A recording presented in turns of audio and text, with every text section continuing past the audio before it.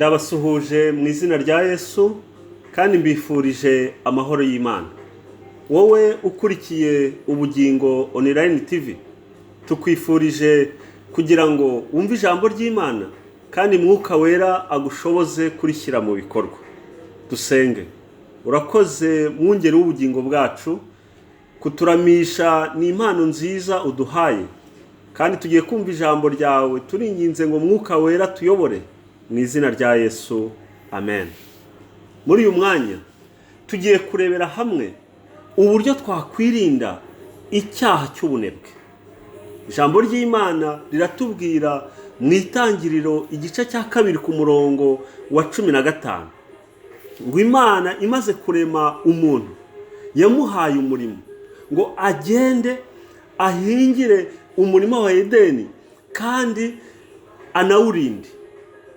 Muri uyu mwanya ndagira ngo twite kuri icyo kintu Imana yakoze. Imana yahaye umuntu gukora, kandi nubwo byaje guhinduka umuvumo mu gice cya 3 cy'Itangiriro, maze hakazamo kubira icyuya, hakazamo gukora imirimo ivunanye, ariko gukora cyangwa se umurimo ni umugisha. Tugomba rero gukora kugira ngo tubeho. Hari benshi rero bizera yuko Imana izagira ukuntu ibigenza. Imana irabizi, cyangwa se bakavuga bati buriya Imana hari ukuntu izanyitaho. Ariko nagira ngo nkubwire ikintu. Manu yarangiriye mu butayu. Icyo ugomba gukora ni ugukora, ugakoresha ubwenge cyangwa se imbaraga zawe, maze Imana igahira amaboko yawe. Ni gute twakwirinda icyaha cy'ubunebwe? Ubunebwe ni icyaha nk'ibindi byose, ndetse iki cyaha gikurura n'ikindi cy'ubujura. Nubwo wakwibisha ikaramu wongeraho 0 cyangwa ugapfumura amazu, byose birasa. Ijambo ry'Imana riratubwira mu rwa 2 rw'Abatesaloniki 3 ku murongo wa 10, haratubwira ngo kuko icyo cyo twabategetse tukiri kumwe namwe, ngo umuntu wese wanga gukora ntakarye. Pawulo yandikiye Abatesaloniki arababwira ati umuntu wese wanga gukora ntakarye. Burya igihe umuntu arimo ahina amaboko cyangwa se yigize umusongarere, kubera yuko bamubwiye ngo Imana ifite ukuntu izabigenza, Imana ifite uburyo izamwitaho, Imana ifite inzira izabinyuramo, ibyo rwose ni ukuri, Imana ni itubeshejeho. Ariko Imana igufashiriza mu byo wakoze. Reka twe kwizera ibinyoma, dore ko ibinyoma byeze, dore ko ibinyoma ari byo bigezweho. Muri uyu mwanya wowe ukurikiye Ubugingo Online TV, ndagira ngo wite kuri iki ngiki, ko umurimo, ndetse umunyazaburi yavuze ngo umurimo werekejeho amaboko uwukorane umwete, kubera ko ikuzimu ngo aho tuzajya ngo nta mirimo, nta n'ibitekerezo.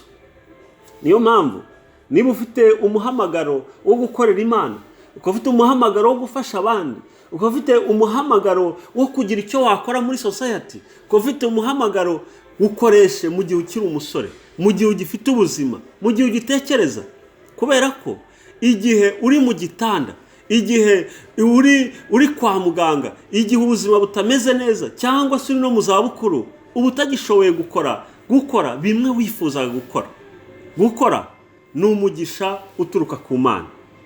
Kera wasangaga abantu bakunda umurimo, ndetse mu myaka mitoya abasore bigishwaga gukora. Mu gihe cyacu ababaga batuye aho ubutunzi buri, bakiga gukama, bakiga kwenga, bakiga n'indi mirimo. Uyu munsi hari imirimo myinshi twakora y'ubwenge. Nkunda gukurikira ibiganiro by'amaradiyo cya televiziyo. Hari ikiganiro nkunda bise ngo kazi ni kazi. Akazi kose iyo kagize icyo kakwinjiriza ugomba kugakora. Ikibazo dufite muri iyi minsi ni uko abantu barobanura ibyo bakora bitewe n'uburyo umurimo uteye. Ariko nagira ngo nkubwire wowe ukurikiye iki kiganiro ko akazi gafite umugisha ari akakuzanira umugati ku meza. Muri uyu mwanya nagira ngo nkubwire ko gukora ari umugisha. Imigani igice cya 10 ku murongo wa 4, ukoresha ukuboko kudeha azakena, umunyabute burya igihe urimo ukorera shobuja udakoresha umwete, nabyo ni icyaha, bituruka ku bunebwe, kandi ibyo nabyo Imana izabitubaza. Bituruka kenshi kuri ibi byadutse by'imikino iri muri za mashini dukoresha, cyangwa se muri za telefoni zacu. Maze igihe waba ugiye kwaka serivisi ahantu, ugasanga umuntu yibereye kuri game, umuntu arimo arakina imikino, akaba yanakubwira ati uzagaruke ejo cyangwa uzaze ku wa mbere utaha. Ndagira ngo nkubwire ngo niba uri umukristo kandi ukaba waranizeye Yesu nk'umwami n'umucunguzi wawe, ndakurarikira kugira ngo akazi kose ukora ugakorana umwete, kugira ngo utabarwaho icyaha, kandi icyaha cy'ubunebwe. Bantu b'Imana, ndashaka gusoreza kuri iki. Hari ubwo abantu ndetse n'abakristo bareka gufata ijambo ry'Imana mu mutwe. Kera bajyaga batwigisha amasomo, ugasanga umuntu arafata igice cyo muri Bibiliya, ariko abakristo b'uyu munsi usanga bafite ubunebwe no kwiga ijambo ry'Imana. Niyo mpamvu usanga umuntu acurikiranya ibyanditswe, cyangwa se akakira inyigisho zose zibonetse, kubera ko ntacyo yifitemo, kubera ko ntacyo yasomye. Ndagira ngo murarikire muri uyu mwanya ko dukwiye gusengana kugira ngo Imana igutera umwete, kandi mu buzima busanzwe ugira icyo ukora kugira ngo Imana iguheremo umugisha. We kwizera icyo bakubwira ngo buri Imana ifite inzira nyinshi, nibyo koko Imana ifite inzira nyinshi, ariko Imana iguhera muri bya bindi wakoze. Reka dusenge, reka dufatanye gusenga kugira ngo iki cyaha cy'ubunebwe kikuveho, cyangwa se niba kijya kigusatira, umunyabute ngo aravuga ngo reka nihwekerere nisinzirire, ngo ariko ubiba ibitotsi azasarura iki? Ntacyo azasarura. Nyamara bantu b'Imana, muri uyu mwanya tugiye gusengana, ndinginga cyane kugira ngo utekereze ku byo ukora, maze umurimo ukora uwukore neza, uwukorane ubuziranenge, kandi uwukore ukiranutse.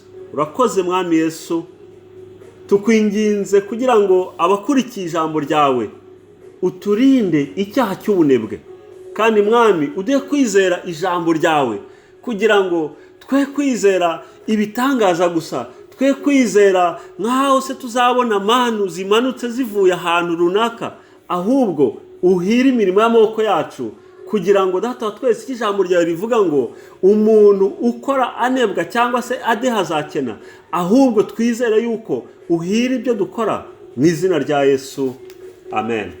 Amen.